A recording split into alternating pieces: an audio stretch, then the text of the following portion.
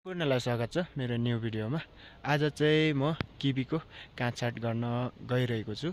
यहाँनिर चाहिँ मेरो फल्दै गरेको बालेर पोती किवीको बोट छ हैन। यो चाहिँ फल्न थालेको किवी हो र यसमा चाहिँ आज म काटछाट गर्न गइरहेको छु र किवीको काटछाट गर्ने समय चाहिँ भइसकेको छ। पुस 15 देखि माघ 15 सम्म प्रायः जसो किवीहरूको काटछाट भयो, ग्राफ्टिङ भयो, यी कुराहरू चाहिँ पुसको 15बाट उता गरिन्छ माघ 15 सम्म हैन। र आज चाहिँ म यसमा काटछाट गर्नेछु। तपाईहरु पनि किवी खेती गरिरहनु भएको छ र किवी खेती गर्ने सोचमा हुनुहुन्छ भने तपाईहरुलाई काटछाट गर्न आउँदैन, कसरी काटछाट गर्नुपर्छ भन्ने थाहा छैन भने तपाईहरुको लागि यो भिडियो एकदमै महत्त्वपूर्ण हुनेछ। त्यसैले भिडियो भने स्किप नगरी अन्तिमसम्म हेर्नु होला र भिडियोमा लाइक, कमेन्ट, शेयर गर्नु होला। साथै मेरो च्यानलमा नयाँ हुनुहुन्छ भने मेरो च्यानललाई पनि सब्स्क्राइब गर्नु होला भन्दै लागौं आजको विषयवस्तुतर्फ।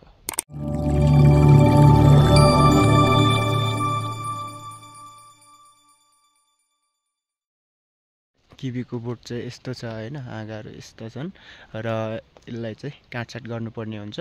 प्राय जसो पतजत फलफुलहरूको काटछाट गर्ने समय चाहिँ पुस 15 देखि उता माघ 15 सम्म गर्ने गरिन्छ हैन। यो चाहिँ हाम्रो रोपेको 3 वर्ष भयो र यसपालि पनि फल्या थियो हल्का फुल्का हैन। र अर्को सालबाट चाहिँ अलि धेरै फल्छ कि भन्ने हो। जहिले पनि किवीको काटछाट गर्दा कसरी गर्नु पर्छ त भन्दा सिकेचरको सहायताले, यहाँनिर मेरो हातमा सिकेचर देख्न सक्नुहुन्छ, यसको सहायताले चाहिँ काटछाट गर्नुपर्ने हुन्छ। हामीले काटछाट गर्दा चाहिँ कसरी गर्न सकिन्छ त भन्दा अब यो हाम्रो किवीको हाँगा भयो, यो यस्तो छ, यस्तो हाँगा यो पुरा गएर उतातिर कतातिर बटारिया छ। यो चाहिँ काम नलाग्ने हाँगा हो। यसलाई चाहिँ हामीले फेदमा काटे नि भयो हैन। र तपाईहरुको हाँगा कम छ भने पछि यसबाट नि हाँगा अर्को हाँगा आउँछ र हाँगा कम छ भने अलिमाथि यसरी चट्टसँगले सिकेचरको सहायताले काट्दिने हैन। यसरी छर्के जहिले पनि काट्नुपर्ने हुन्छ यसरी। अनि यस्ता बेरिएका हाँगाहरू हैन, सुकेका हाँगाहरू, काम नलाग्ने हाँगाहरू चाहिँ हामीले काटेर फाल्नुपर्ने हुन्छ साथीहरु।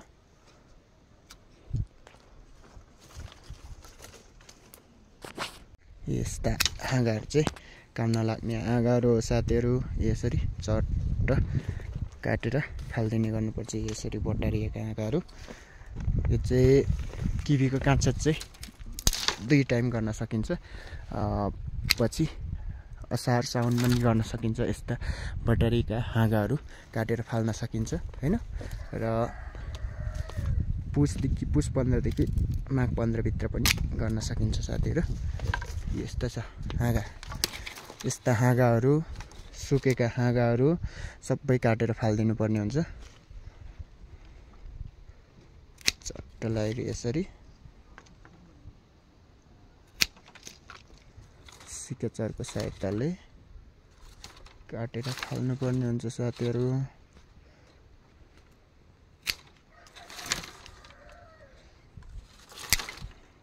अहिले पनि कटिङ गर्दा चाहिँ साथीहरु यस्तो खालको हाँगाहरू, जस्तो यो खोप्टिएको हुन्छ नि त, यस्तो खालको यस्तोलाई चाहिँ हामीले हटाउनु पर्ने हुन्छ। अनि सुकेका हाँगाहरू, यसरी बेरेका हाँगाहरू काट्नु पर्ने हुन्छ हैन। अनि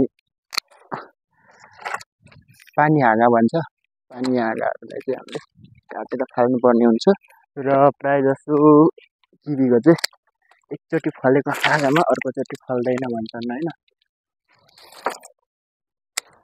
यस्तो छ यस्ता हाँगाहरू चाहिँ। यो एकदम सिधा गएको यस्ता खालको हाँगा चाहिँ हामीले काटेर फालिदिनु पर्ने हुन्छ। हेर्नु त कति लामो लामो गएको छ। यस्ता खालका हाँगाहरू चाहिँ काम लाग्दैन हामीलाई। त्यही भएर यसरी चट्टसँगले क्लियर बनाइदिनु पर्छ साथीहरु काटेर। यस्तो छ, यस्ता हाँगाहरू चाहिँ काटेर फाल्नु पर्छ साथीहरु। यस्ता हाँगा चाहिँ हामीलाई काम लाग्दैन। यसरी बेरेको हाँगाहरू अनि चोर पानी हाँगा भन्छ, चोर हाँगा पनि भन्छ हैन। त्यस्ता खालका हाँगा, सुकेका हाँगाहरू चाहिँ हामीले काटेर फालिदिनु पर्ने हुन्छ। यो हाम्रो अलिकति यो तलको चाहिँ ठुलो छ, यो बोट चाहिँ पोथ्यो। हाम्रो बाले चाहिँ यस्तो छ फेरि बालेको हालत। हाम्रो यहाँ फेरि किवी चाहिँ रोप्ने थाङ्रा चाहिँ के हो यस्तो भन्नुहुन्छ होला। यो चाहिँ अस्तिसम्म राम्रै थियो होइन, अनि अस्ति बर्खामा यो काठहरू सबै मकेछ, अनि चाहिँ लडेको थियो, भाँचिएको थियो। अब यसलाई चाहिँ अलिक पछि फेरि मर्मत गरौँ भन्ने हो।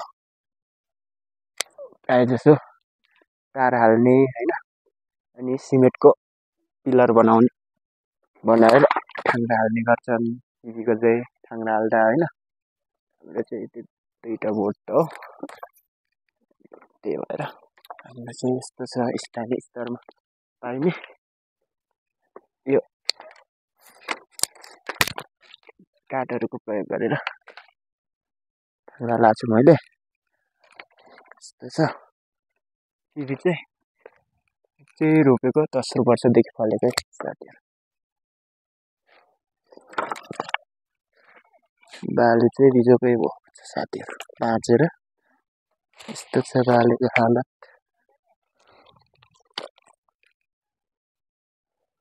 यसरी हाँगा भेट्छ नि त जुन यस्तो बेरेका हाँगाहरू चाहिँ अनिवार्य रूपमा निकाल्नै पर्छ साथीहरू। अनि सुकेका हाँगाहरू अनि बाक्लो भयो भने धेरै बाक्लो हाँगा लाग्नु हुँदैन, यसरी सफा बनाउनुपर्छ कटिङ गरेर साथीहरू।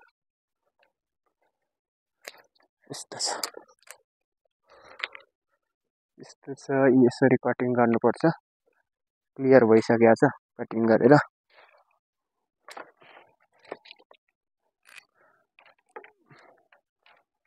यो चाहिँ कुन जातको किवी भन्नुहुन्छ भने हेवार्ड जातको किवी हो है। त्यही नेपालमा एकदमै प्रचलित जात हेवार्ड जातको किवी हो साथीहरू।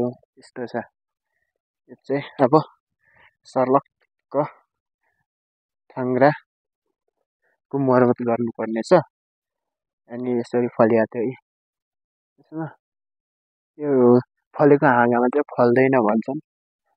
मैले नि त्यति याद गरेको छैन फल्छ कि फल्दैन, फल्नु चाहिँ तर फल्दैन चाहिँ भन्छन् है साथी। धेरै लामो हाँगाहरू काट्ने होइन क्या, यो बढेर कहाँ पुग्छ। 3 वर्षे हाम्रो किवीको बोट हो यो साथीहरू। यस्तो छ है त, यसरी चाहिँ काटछाट गर्न सकिन्छ साथीहरू। जहिले पनि काटछाट गर्दा यसरी लामो लामो भएर जाने हाँगाहरू, यसरी बटारिने हाँगाहरू, सुकेको अनि खप्टेको हाँगाहरू चाहिँ काटेर फाल्नुपर्ने हुन्छ। काटछाट गर्न एकदम सजिलो छ, जसलाई पनि आउँछ होइन काटछाट गर्न। एकचोटि भिडियो हेरिसकेपछि एकचोटि गरिसकेपछि होइन काटछाट यसरी नै गर्ने हो होइन। तपाईँहरू पनि किवी रोप्दै हुनुहुन्छ र रोप्नु भएको छ भने यसरी काटछाट गर्नु होला। र किवी चाहिँ जहिले पनि 2 चोटि काटछाट गर्न सकिन्छ। एकचोटि भनेको पुसदेखि उता गर्न सकिन्छ माघसम्म, पुस 15देखि। अनि अर्को भनेको असार साउनमा खप्टेका हाँगाहरू काट्न सकिन्छ, काटछाट गर्न सकिन्छ।